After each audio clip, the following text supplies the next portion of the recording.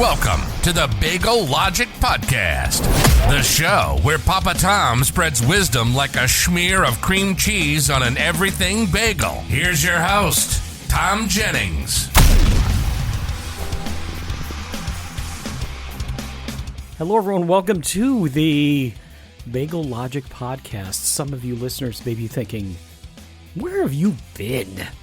Where have you been, man? And I don't have a great excuse, especially. The funny thing is, the last episode I put up was called The Bully Boss Part 1. And I'll be real honest with you, because I feel like I am to a fault, especially when it comes to this particular podcast. It was a very difficult episode for me to record and revisit a lot of that stuff, and hopefully I fare better this time. I'm in maybe a better frame of mind and perspective on all the things that happened, and I think it's been 7 years, 2015, August of 2015 when a lot of this stuff went down. But it's just being committed to a podcast. It's a thing. And I'm going to have to recommit myself on some level to put out these episodes more consistently, even if it becomes a bi-weekly thing. But if you're still there and you're still hanging in there, I do appreciate it. This is still a labor of love. Probably not going to turn into a profession. I'll probably have to come up with something more brilliant in terms of a podcast format. But if you go back in the archives, and the last episode I recorded was late July, the Bully Boss Part 1. You probably don't know this, but I have other podcasts that I work on. One is music themed, the other one is labor law themed. So my sister is a labor and employment law attorney, and that was probably the impetus for the subject on many levels, because my employee at Hillside was a difficult one, and I had really this cycle of employers that really were pretty awful, and I should really be thankful where I'm at right now because it's a much safer place. And term safe, I was listening to another podcast and they were talking about this term, and I forgot that it had been bantied around by my former supervisor, Stephanie, who was the subject of the last podcast, psychological safety.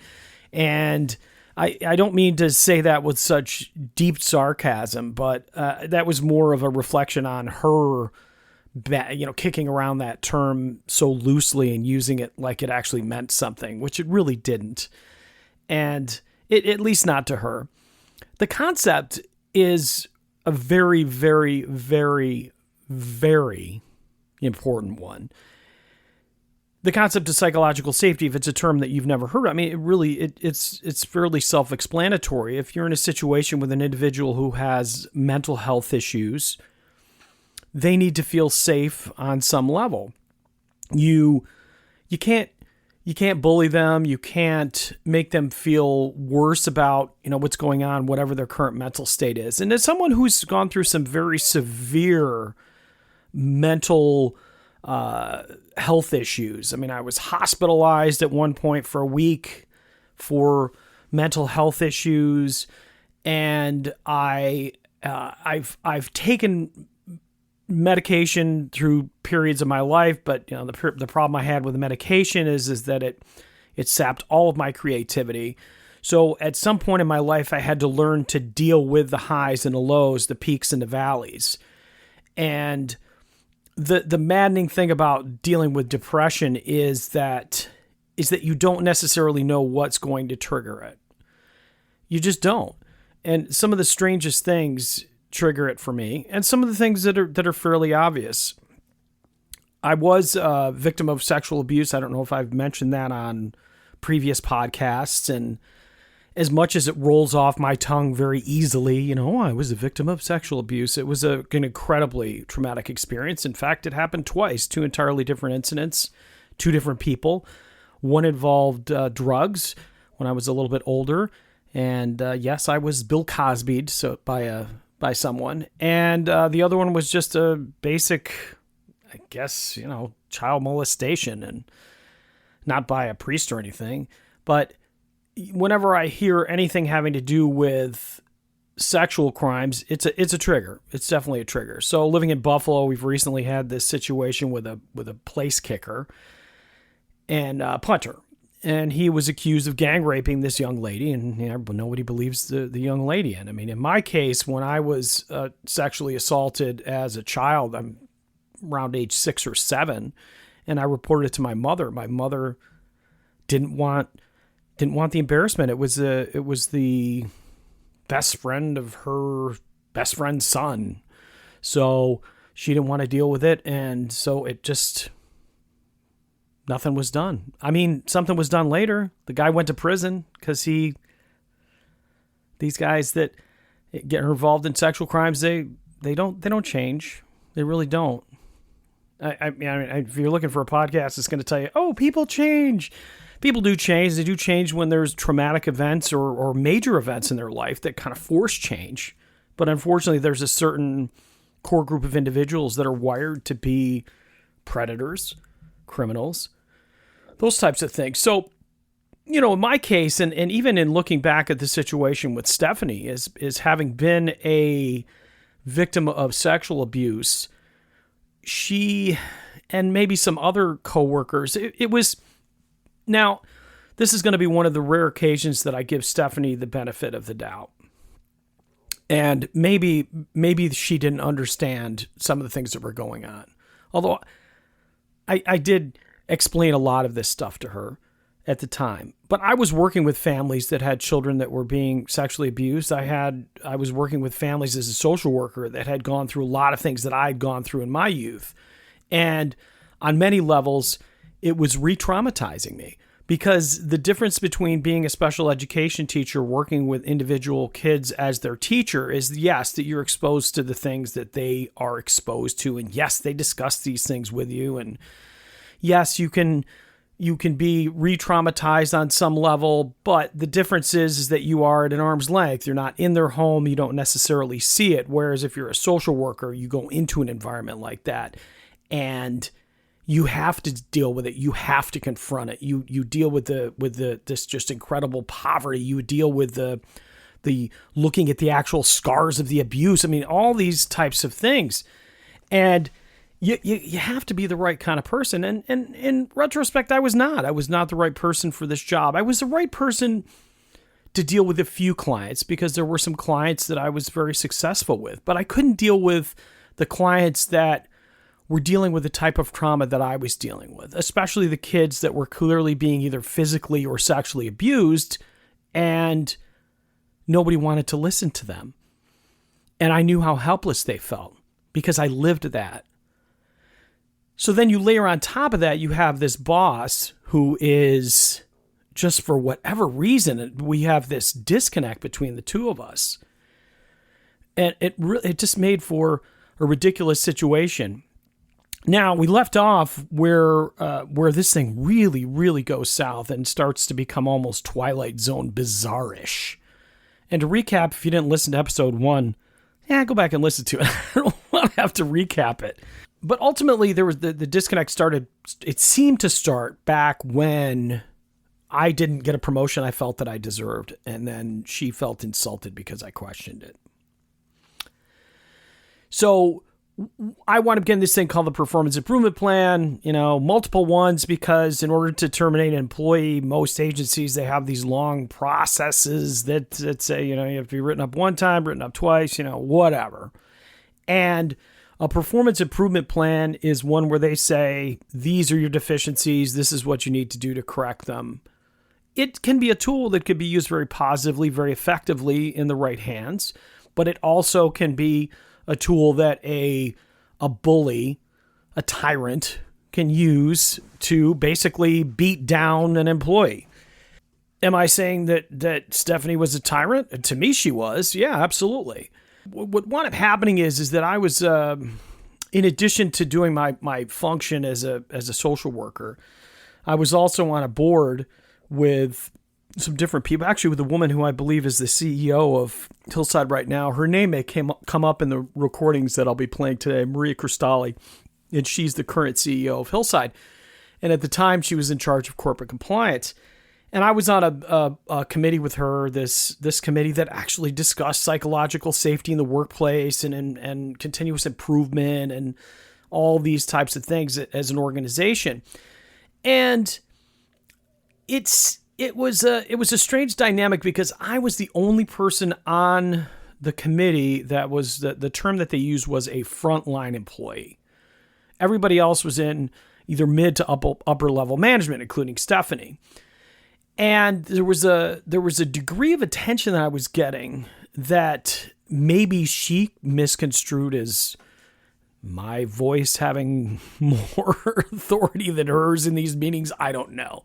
Now, my impression is that being the only, quote unquote, frontline employee, I've almost felt like a monkey in the zoo that all the zoologists were looking at. I didn't feel like somebody whose opinion was respected. I felt like I was the only one in the room that was able to give the perspective of this term frontline employee, which that term just drove me crazy in all these meetings too.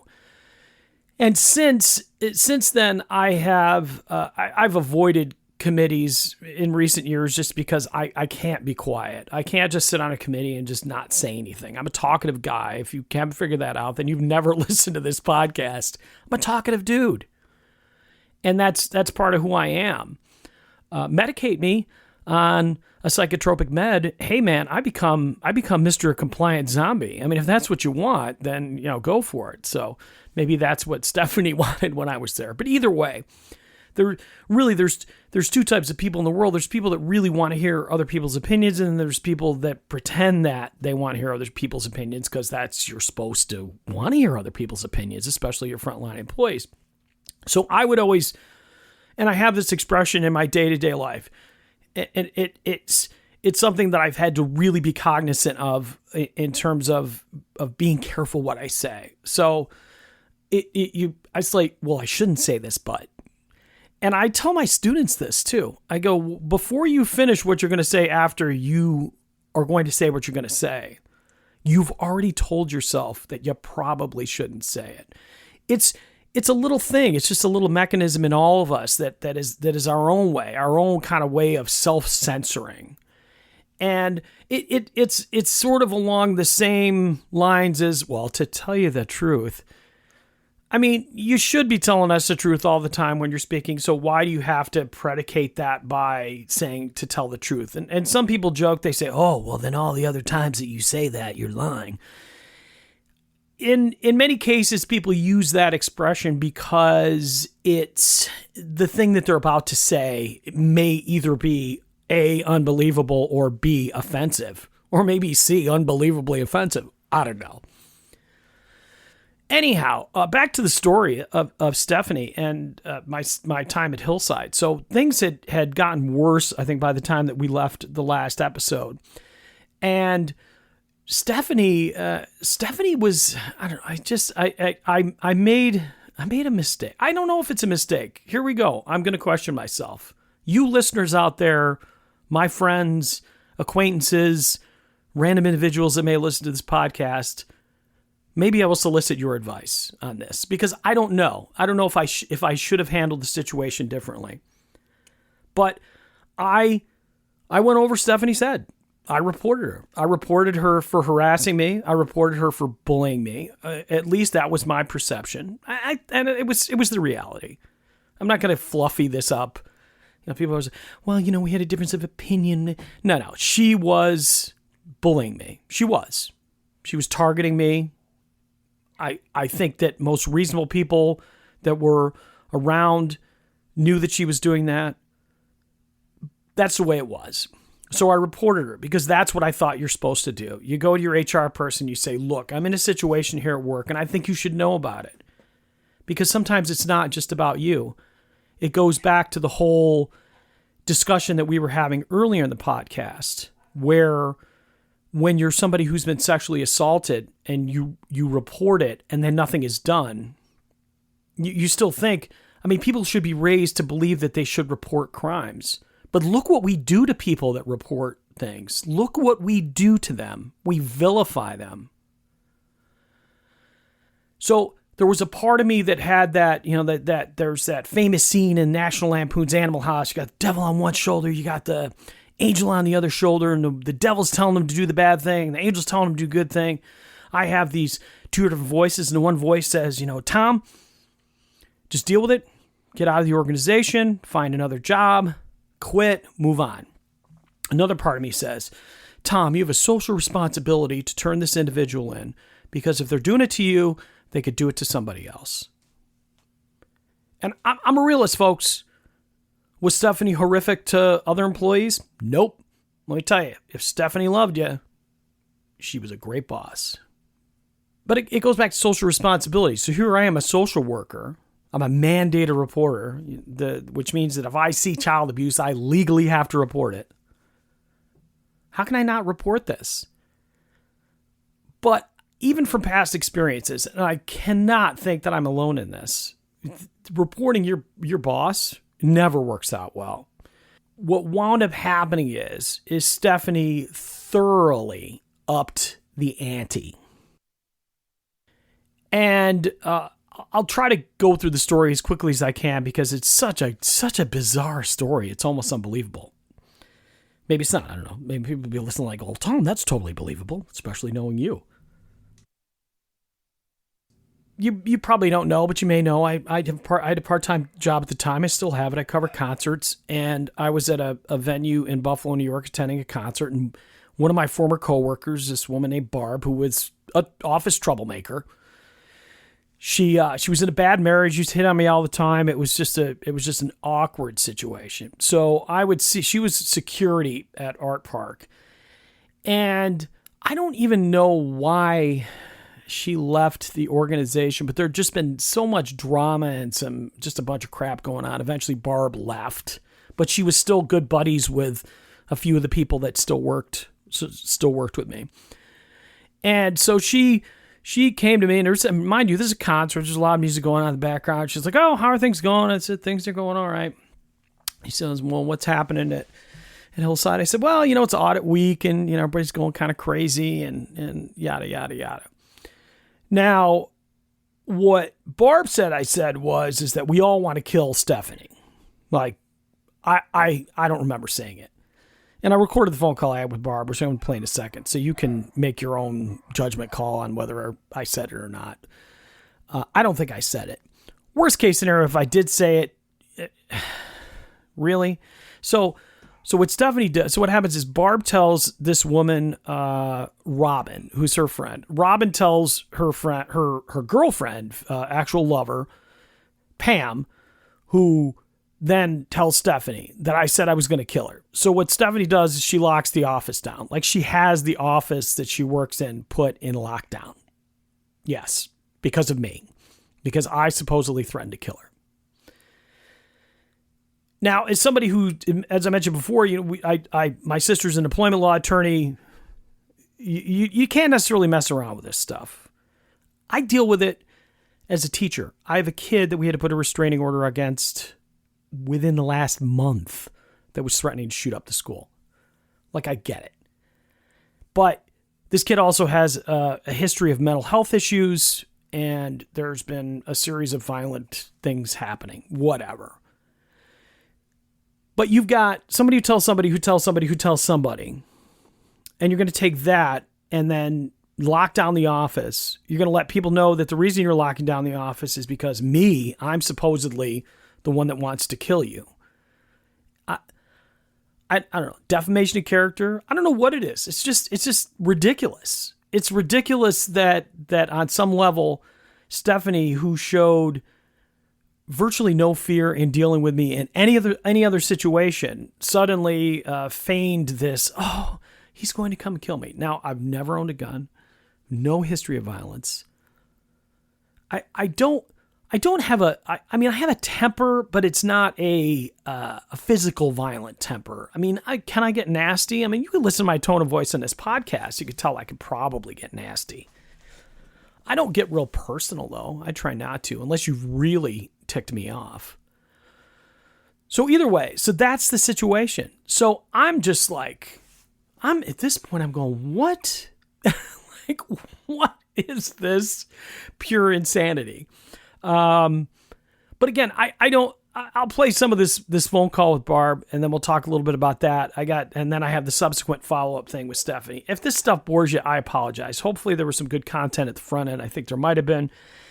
And we'll leave it at that. So let's see if we can fire this off. The wonders of modern technology. There we go. Yeah, I think you know why I'm calling. I know exactly why you're calling. So I had mentioned it to Robin, who, by the sounds of it, mentioned it to Pam, and who mentioned it to Stephanie. And Stephanie called me yesterday telling me that she had talked to you and wanted to forewarn me in case you were upset with me, and she didn't know if I would see you at Art Park or not. I said, oh, I see Robin's been talking to Pam, and Pam's been talking to you. So what did she say to that? She goes, I don't know if Tom's going to be upset or if he's going to figure out. She didn't tell me what she said to you, but I was hoping to see you, and when I got put on command, I knew that there wasn't a chance in hell that I was going to see you. Yeah, obviously something was taken completely out of context, and I told her, I said, Stephanie, I said, if it was Tony, I would have called 911 for you. I said, this is Tom. I said, he wasn't said in a threatening manner at all. Honestly, I don't even remember saying it. But I told her, I said, due to your cause, and this isn't it. It was said in a joking manner, and I told that to Robin. And I called Robin when I left work yesterday. Robin's like, I didn't say it to Pam to get, alert. She goes, I just asked what the hell's going on at Hillside. Yeah, it was pretty serious. I mean, to put it mildly. I mean, it's. But Tom, I didn't take it that way. Well, no, and I don't honestly, if I said anything, even joking, I don't remember it. And when she threw it out, I was like, where is this coming from? You know what I mean? And she got very emotional about it. But it makes sense because, I mean, Pam has been. I mean, what's your opinion of Pam as far as her kind of messing with me? Because this is really becoming a problem. Well, and not just saying, I pulled out and I said, you started a whole hornet's nest. I said, I don't know exactly what was said to Tom. I don't know if Tom's getting fired. Mm-hmm. I said, but when I told you this, I told you, that, it was just a comment made in jest, and, as he was giving his cell phone so I could use it. I said, it's not like he actually said, I'm going to kill the bitch. Yeah, I don't know. She said I made some comment about going postal. And I'm sorry, Tom, seriously, if I would have thought she was going to take it back to Pam, I would never have said anything. Well, I mean, honestly, I don't remember saying it. I mean, I know that I was irritated with the whole audit thing and everything, but, because you know how she gets with the audit, but... Mm-hmm. Yeah, no, we had a meeting with John Meyer yesterday, and she was clearly feeling very stressed. And again, I find this odd that she would even think that I would put two and two together. I mean, I had no clue. You obviously, when I saw you last night, you knew that I had no clue that this had anything to do with you. And this is where I was scratching my head. And I'm like, where did this even come from, And, then it's like I was on the radio, because it's like, oh my God, he's going to fucking go off on me. But, so it's like this, I'm glad that we got to talk a little bit afterwards, because now you know where it came from, and hopefully, and I don't know if it makes you feel better or worse. You know what? Honestly, if I had to pick an individual who would say something that was targeting me, it would be Pam. This is what she does. Mm-hmm. If Pam does not like you, forget it. Yeah. Well, and honestly, this is, if what you're telling me is true, I mean, I would have a legal basis to sue her. I mean, this is clearly messing with somebody's job.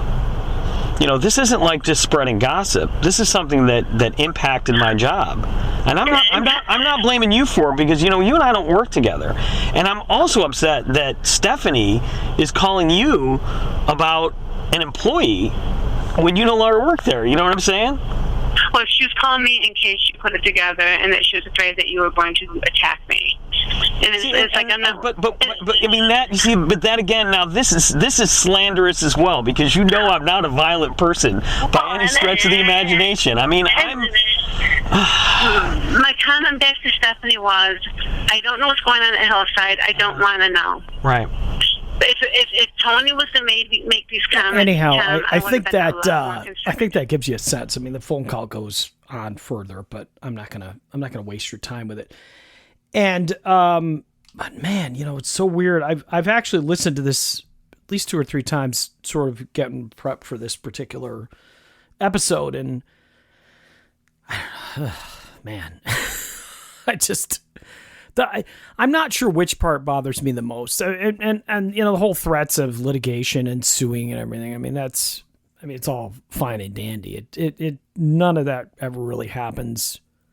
I mean, I know people sue their employers, but the problem with lawsuits is, and it kind of goes back to the situation with this poor young girl with the gang rape accusations, is that she filed a civil suit and everybody says, oh, she's a slut and she's the problem. This didn't happen. The person, when you file a lawsuit, what they basically do is they make you go through everything you went through, and it just becomes completely, it's re-traumatizing. Boy, that's a big word.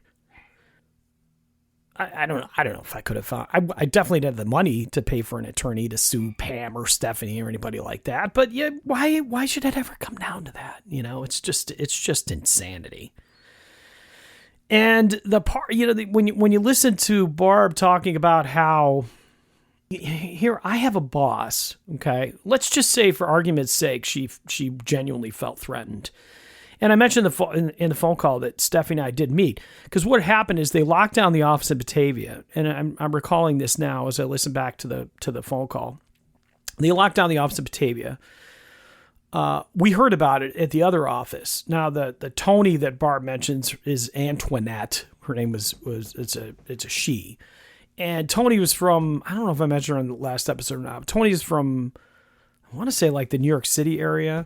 Maybe Boston, I don't know, but she had one of those kind of demeanors and accents that she just came off as kind of an aggressive person, but it really deep down inside, I didn't think that she was. I mean, I'm disappointed we're still not in contact. I feel like on some level she used me, but that's a story for another day. But so it's like, so we heard it, and then I was like, then I heard it was because of me, and then they're going, well, because you said you were going to kill her, and I'm like, well, when the heck did I say that? And then Stephanie had this meeting with the big boss, and we're all sitting around there, and Stephanie's all crying and like, oh my God, I can't believe that you threatened to kill me, and I'm just sitting there going, who said this? Who did I supposedly have a conversation with where I ever threatened to kill you? And then for Stephanie to call a former employee and be like, oh, when he finds out it's you, he's going to kill you. And I don't remember how it all clicked that it was Barb. I think this is 100% think, because it's been 7 years. So the memory's not perfect. I think somebody told me. I think one of my coworkers told me. I'm pretty sure I remember which one too. They came to me and said, "Yeah, now I'm crawling." You ever do that thing when you get to be in your 50s, like your eyeballs literally look up to your brain, like, brain, where is that memory stashed? So that's what I'm doing right now, and I found it. And yeah, it was a coworker. The weird thing is, this coworker was like really, really, really close with Stephanie, and Stephanie was really good to her. But she was also one of those people who saw what Stephanie could do to people. So she called me up and said, hey, this is what happened and this is where it came from. And she knew the whole succession of, Barb to, but I mean, come on, man. Like, how does the boss go unscathed through all this?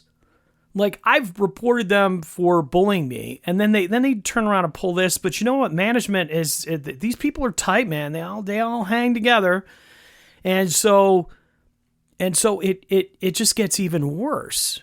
Now, I'm hoping the next part of this is not overly boring, but it might be. So Stephanie's next move was interesting, to put it mildly. You know, we went through this whole thing with the my threatening to kill her, and I'm sure people listening, and I just want to, I think it's important to put out there that this is all from my perspective. And maybe I'm wrong on some level, because I know there's been situations where I've had discussions with, say, my sister, and my sister says, you know, I think you're wrong in this situation. I really don't, though. I don't want to make it sound like I genuinely feel any kind of empathy. And again, I've been on the other end of the spectrum, where I've had a kid that's made threats, and I've had a kid that's made threats that I haven't taken seriously, because with every threat, on some level, you have to assess the person that's making the threat, or if nothing else, the source of the information. So, I mean, in this case, you know, we're talking about Barb, who was a former coworker and a known troublemaker. She was definitely a known troublemaker within the office. She was a very toxic individual to work around. I mean, the office, the toxicity level in that office was incredible. And I don't know if this makes good podcast material. It may not. And, you know, if nothing else, it's something that I've taken the time to resolve and come to terms with everything that's happened. And maybe I will get a different perspective from someone who listens to some of these recordings. But it was just to me, in looking back, you know, we're 7 years removed. So there's some distance. There's the rawness is gone. But a lot of the resentment and just confusion over what the heck was going on is still kind of kicking around. So the first clip I'll play here, and again, a lot of this stuff, I mean, you thankfully in a podcast world, if you want to fast forward some of this stuff, you can do it.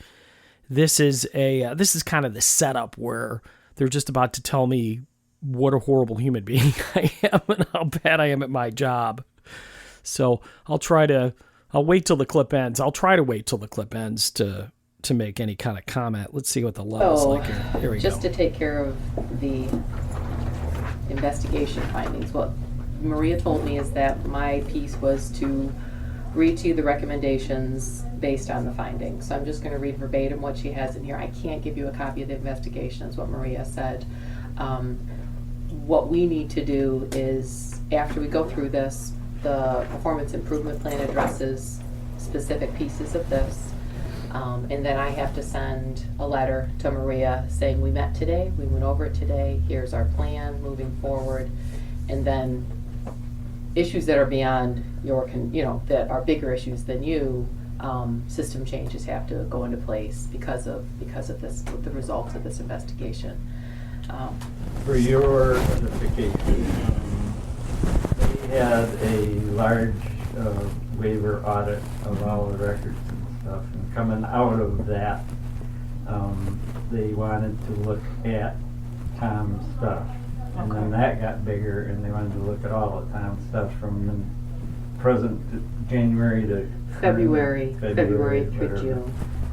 And so they SPQA looked at them all. Had problems with getting everything in order, everything that needs to be in the record, getting them in on time, and all of that stuff. So SPQA started this because of audit material stuff, which started the whole thing, so they started looking at all of it. And then at the end of it, told Stephanie to pull those records. Okay. So the billing and everything that went in is going to be retracted. And I don't know what the amount of that is, but it's thousands of dollars. Yeah. So and it's bigger than Thom, because now with the EMR, in order to, I mean, all of the progress notes and stuff that go in to the EMR get into billing unless you check boxes, and who, as far as the check boxes. The EMR system doesn't have a good auditing system, so they're going to have to make some pretty significant changes to that as well. So anyway. So that's part one. And I shouldn't laugh, but man, so much of this stuff just still irritates me, and it just didn't make any sense at all. And if you go back and listen, if you're not completely bored to death, I mean, here's Stephanie. She's talking about the fact that she didn't have the ability to audit in this electronic medical record system, which didn't make any sense. So then literally everything that I did before the electronic medical record was perfectly acceptable and they could bill for it. So all of a sudden this electronic medical record system comes along and everything I'm doing is improper. So that in and of itself, you'd think somebody would call bullshit on, but when you're getting teamed up against 3 different people, this is like, to me, and if I'm wrong, let me know. I mean, it just felt like a police interrogation, and it wasn't even like we had good cop and bad cop. It was just bad cop, bad cop and more bad cop. And this Darcy woman who was in there, I don't remember what her role was within the organization, but here we are, the woman that's the current CEO of Hillside. I don't know. I don't know what level. I mean, I don't understand. I asked for the audit. I asked for a copy of it. And it's just funny how you have something like this that is so serious and they just won't even give you a copy of it. Now, this the second clip, this is where Stephanie drops the number, the billing number that I supposedly the agency lost. And it's interesting to me, at least. I'm probably lost most of you by now. But it's interesting how Stephanie is able to just come up with this number, and it's not in the report anywhere. And it's like, thousands. I mean, to me, now here's my thinking. And you'll hear the recording. So you tell me if you think I'm just being an idiot or I'm just trying to defend myself. If it was tens of thousands of dollars, wouldn't you say tens of thousands of dollars, not thousands of dollars? But I don't know. We'll listen to Stephanie as she continues on her, whatever you want to call it, her speech. So let me just read what the recommendations based on the findings. So based on the empty progress notes and the incomplete information in the progress notes from February 2014 to July 1st, which was the last day, that was the day she interviewed Thom, which were reviewed, it is recommended that we retract all the billing done by Thom Jennings for that period. This will result in thousands of dollars of lost revenue. There is not an Excel spreadsheet attached that he did bill for because he billed for different services for each youth during that time period. And as ICC, you do IAH, you do crisis response, you do ICC, lots of different services. And the best method to ensure that everything is captured is to work collaboratively with financial services, which I have already done. Additionally, recommendation is related to other documents in the charts of Thomas's clients. In many places, kids' birth dates were incorrect, goals on service plans were continued way beyond 6 months, check boxes not checked, signatures, initials missing, and there were some questions of duplication of goals on plans. It is recommended that the Home and Community-Based Waiver Services work with QIS and Thomas to remediate these documents whenever possible. And Thom and I have been working very closely to deal with the service plan issues, and I think I think the plans that we've had since June have been solid. They've had all the goals in order. They've had more flow. So I feel we've addressed that, and we're still in process. To remediate these documents whenever possible to decrease our fiscal risk and for future Medicaid audits. Policy 1200A Section 1 states the following: HFA is prohibited from submitting false claims to obtain payment for the services we provide. False claims include claims for payment which the service provider knows are unwarranted, claims the service provider submits with reckless disregard for their accuracy, or deliberate ignorance of the application of guidelines. False claims can result in significant penalties and cost to HFA. HFA is committed to ensuring that all claims for payment are proper, that they accurately reflect the services necessarily delivered, and that they comply with existing billing codes and regulations, bulletins, advisories, and guidelines. As a result of submitting billing with incomplete progress notes that comply with Medicaid billing regulations, they are stating that Thomas is in breach of this particular policy.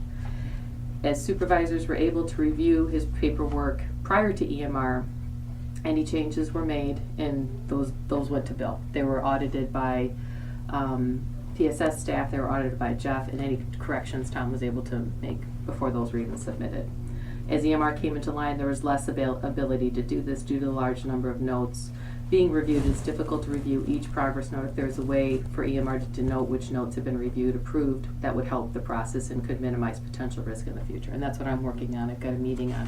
So it's not just kids, but they're going to review the whole EMR. They're going to look at how stuff is sent through. They're going to look at how things are checked before they're sent and all of that. And I have been auditing the majority of the notes since May. Okay. So, I mean, it's a lot of auditing for one person to do, and quite frankly, I don't need know a how system. that's going to get rectified, because you can't put that much effort into all, I mean, given knowing what you guys have been going back and forth with, I don't know how you would do that across the board. Well, we'll You figure would- it out. That's my concern. That's not Thomas's. But the issue is that notes have been audited, and I think the notes that were during that time frame that they were looking at, there were lots of mistakes that some were corrected because I asked Thom to fix things in May, and in June some things were still not corrected when the auditors went through, and so those are the types of things they captured. It wasn't just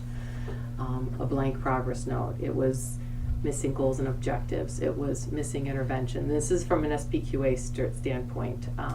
The only advocating I was able to do was to allow Anthony's billing to go through for February, because those notes were all printed in his record. Those notes were all complete with goals and objectives and interventions. We were closing, so it was a much more concise. So any ICC, IAH, crisis response service that you provided for all your other families other than Anthony's family between February and June will all have to be redacted. They let them all redact. Yeah. Good. Yeah, and I don't have a figure, but it's probably close to $61,000. So I'm still kind of waiting on that. That's not. I have the billing reports, but again, I'm not an accountant. That's what they're telling us. They said the amount of work that you would have to put into going through every single note, then having them audited again, then having them checked again. The SPQA said there's no way that they could assure that every note during that time, because there's so many notes, could be fixed. And there you have it. I'm tongue-tied. I'm tongue-tied. There's no way that I could go back and fix $61,000 worth of lost revenue. That just doesn't make any sense. If these are all things that have to do with, a goal and objective is in a plan. When you work with a family, you would say, the goal. I think I discussed this in a previous episode. It's like, if the goal is to tie the shoe, you just have to put in the note that the goal you worked on was that week was tying the shoe. And it's the whole thing is just, I don't know. This is where it started to just get bizarre. Now, this meeting was an hour and 23 minutes. And in reality, I still don't understand at what point Stephanie just didn't want to say, you need to leave or whatever. There was a point during the meeting, because I went back and listened to the whole recording, where they said, "Oh, if you need us to help you find another position outside of the agency, we'll do that."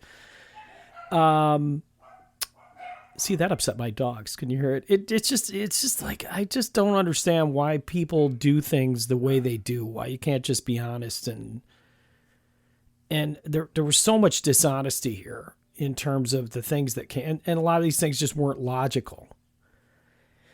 So, and even go back to the audit, this, supposedly the quality control people audit the record, and yet I don't know.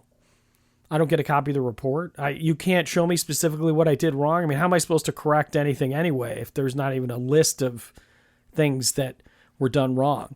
So basically, if you believe Stephanie, and you could see where if you listen to her, she goes a little off the cuff every now and then. She reads things in a finding that says, hey, there's some mistakes here, there's some mistakes there. And but then she does the whole, I don't know how much it is. I think it's $60,000. But we just couldn't go back and fix any of this stuff. So they're, but the other thing is that I wasn't even responsible for billing anyway. I was simply responsible for giving the notes, turning them in to my supervisor, and then the supervisor submitted them to the person that submitted the billing. So I'm being held accountable for billing when billing literally is not even part of my job description or my responsibility. And in terms of auditing, my direct supervisor, the guy named Jeff that we mentioned over and over again, he supervised 2 of us, myself and Tony. So I had a caseload of 6. Tony had a caseload of 6-ish. So we're looking at about 12 families. Trying to think if we had to visit them once a week. Yeah, I don't know if we visited them once a week. In fact, I don't think we did. I don't think it was possible because we worked nights on a lot of these visits. So I think we had to do at least 2 visits a month. Either way, what you're looking at is a possibility of these particular notes. Worst case scenario, you would have 12 from myself, 12 from Tony, so that's 24 notes, and then some other secondary services that were given out during the course of the week. So you're maybe looking at 25, 30 notes for the whole week. We'll say there's 60 for the week, 60 progress notes for the week, which I think is inaccurate. But either way, it's not like this guy is reviewing 1,000 things and he's doing a whole heck of a lot else. It's the supervisor's job to make sure that these notes are accurate. Even if you did a spot audit, you would certainly recognize something that was wrong. So clearly nothing was audited over this period of time because they redacted everything. And somehow this is my fault. But I don't see, unless you out there heard something I didn't hear, I don't see anywhere where Stephanie really made the case that I was this horrible. I was doing things so horribly wrong. And I think on some level, she exaggerated so much that it's just ridiculous. Now, this next clip, which thankfully we can play because my dog, whenever I'm home alone, the dogs just love to bark in the basement. Not in the basement, in the downstairs, because I record upstairs. But I don't know how much you hear it. I think you probably hear it pretty good. But anyhow, this next section is kind of where I finally just confront Stephanie on the whole situation with Barb, and Barb accusing me of wanting to kill her and all that. And as expected, it went terribly wrong. So here we go. Let's give it a listen. Reason why she would even make something like that up. So it's again another. There's no reason that she would make things up. Yeah. I don't know why. I haven't spoken to the woman. So then she was accurate when you called her the day after we met and told her about a meeting that we had. I told her that it was out there and that I confronted you about it. I think I owed her that obligation. Based on? Yeah. Again, I was scared. I told you how I felt about that situation. You did. And I was very concerned because that was not a concern I had had until that point. And I don't understand why you had it at that point either. Well, because we're talking about situations where you've lost your temper and gotten upset with people that you don't seem to recognize. And there seems to be a lack of awareness in how you impact other people. And here we are again arguing. I get nothing but resistance anytime I bring these things up, Thom. There's been instances where I felt like you haven't told me the truth. And I don't even know what to do with some of those things. So there's a real poor trust between you and I. And I'm not going to lie about that. I've been very focused on the facts and trying not to personalize these things. And I will add, just for your benefit, and Heather knows this, that when Barb worked here and afterwards, she was stalking me, okay, because she was going through a divorce. It was a very difficult situation for me to deal with. I didn't know any of that. How would I know that? Well, why not come to me and say, you know what, I heard through this person, and this person. I didn't. Nobody said any of those things to me. Nobody's even talked to me about. Well, you're telling me that Barb is reliable, and that's everything that she told me. Well, Barb never lied to me the entire time I worked with her, and Barb always was looking out for my safety. And there were certain situations where, you know, I'm just gonna say, I hadn't spoken with her other than when she left. To have that type of thing come to my attention out of, you know, the blue, I'm gonna be concerned. But 7 years with an agency, it was a custodial father. I have no record of violence at all. I mean, nothing. How am I supposed to take that and sit there and say that none of this has to do with the way that you feel about me?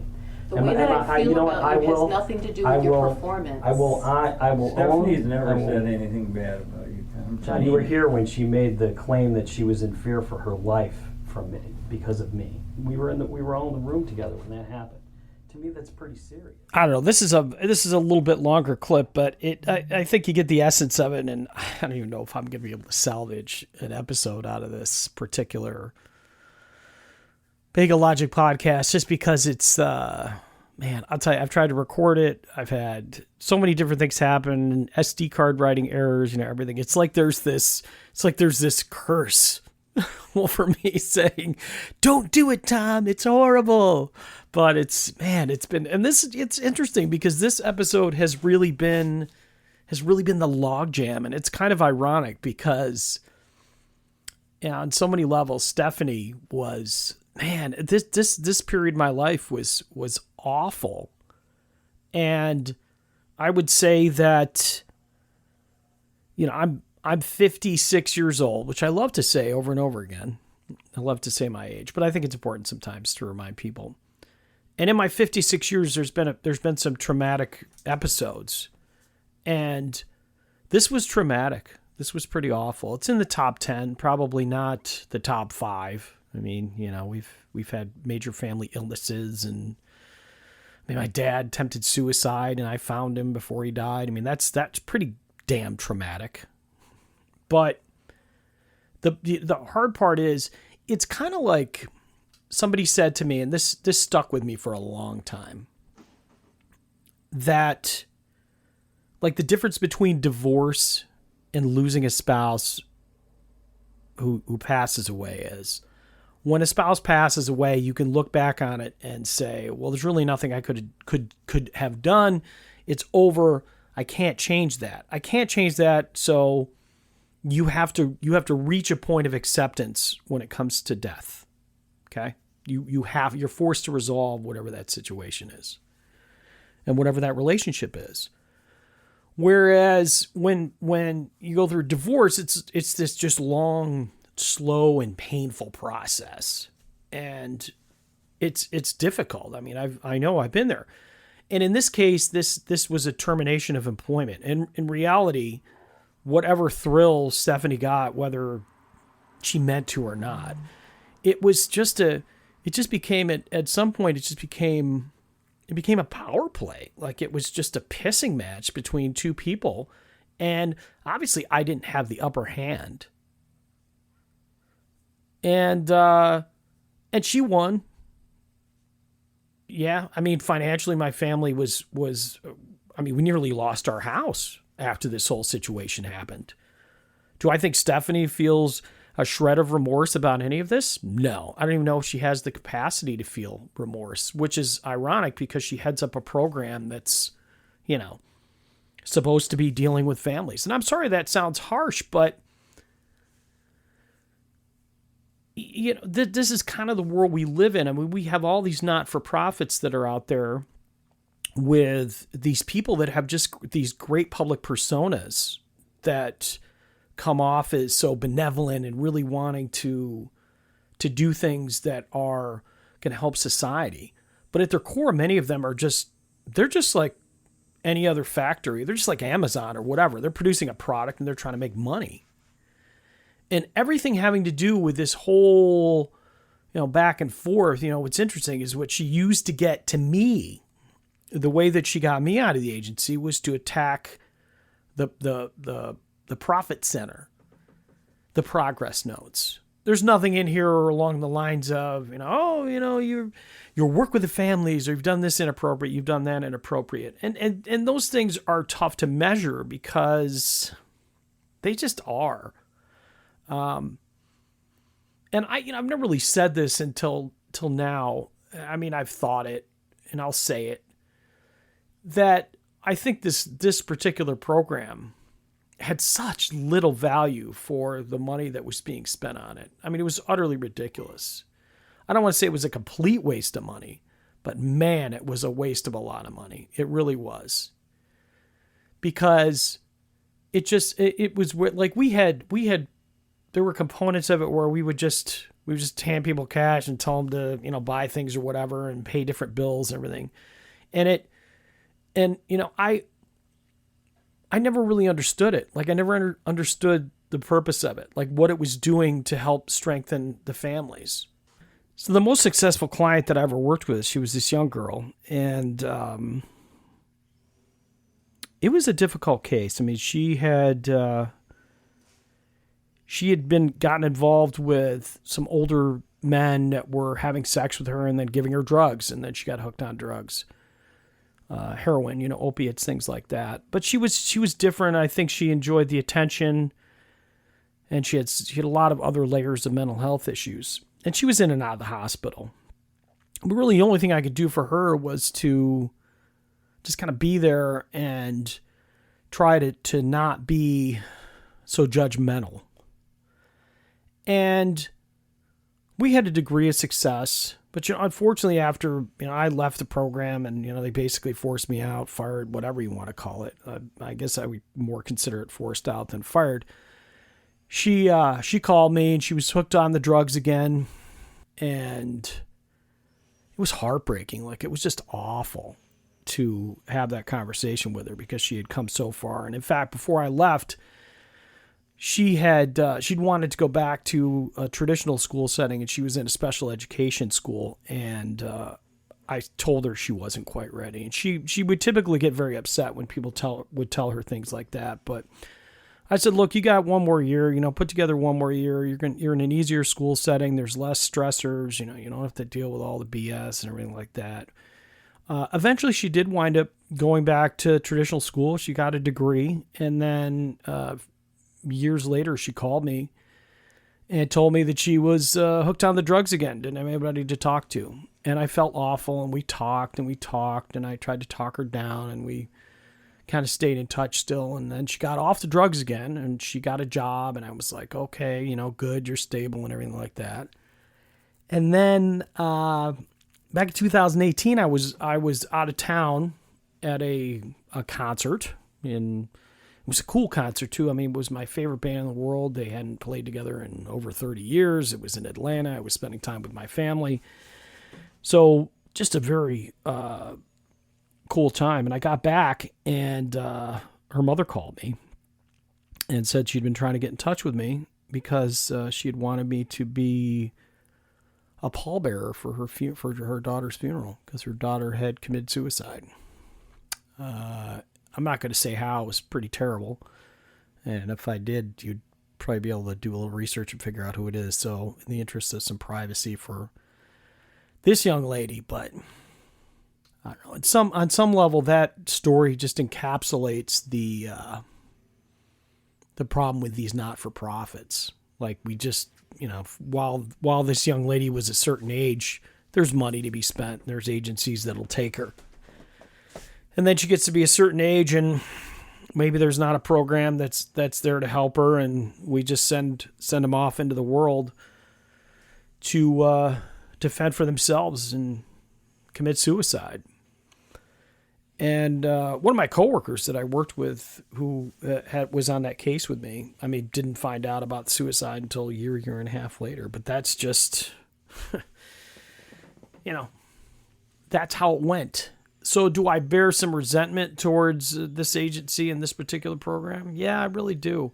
I mean, when I worked at Hillside in the school offered something tangible. We gave kids an education. We helped kids pass Regents exams. There was measurable progress.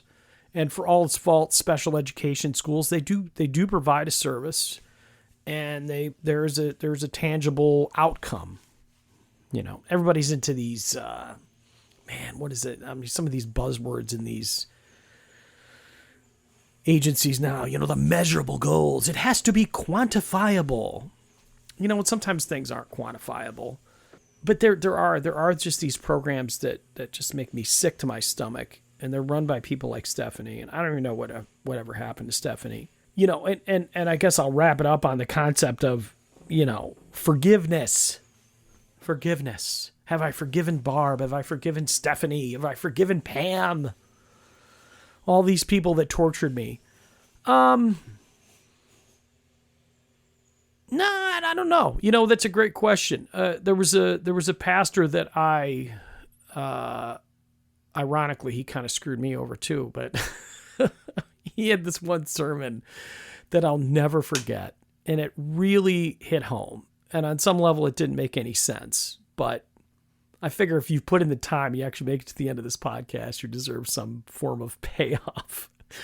He said, he gave me these words of advice, and the words of advice were, not words of advice, it was part of his sermon. He said, you know, anger towards other people is like taking poison and hoping that your enemy will die. And I kind of get it, because, you know, anger can really consume you. I don't necessarily let my anger towards Stephanie or Pam or Barb consume me.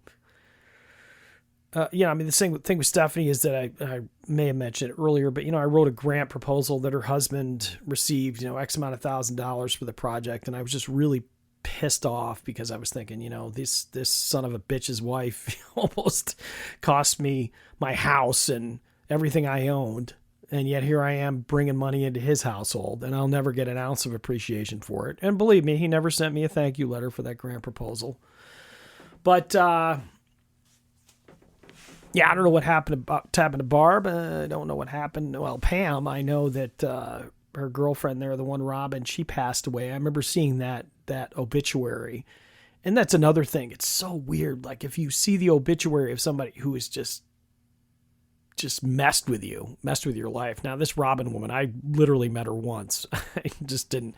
But I just thought, you know, I was numb to it, which is sad, because I feel like I'm not like that. I feel like I'm not a numb person. I try to have some kind of empathy and sympathy for other people, but I'm human. You know, I mean, there's certain people, it's hard to feel bad when something bad happens to them. I don't wish ill on Stephanie. I don't wish ill on Pam or wish ill on Barb. Would I, if they got a taste of their own medicine, would there be a degree of, I don't know, vindication? Yeah, there would. I mean, I'm willing to admit maybe I'm petty like that, but there would be. Absolutely. So, so fair amount to unpack, if it's even able to be edited. We'll see.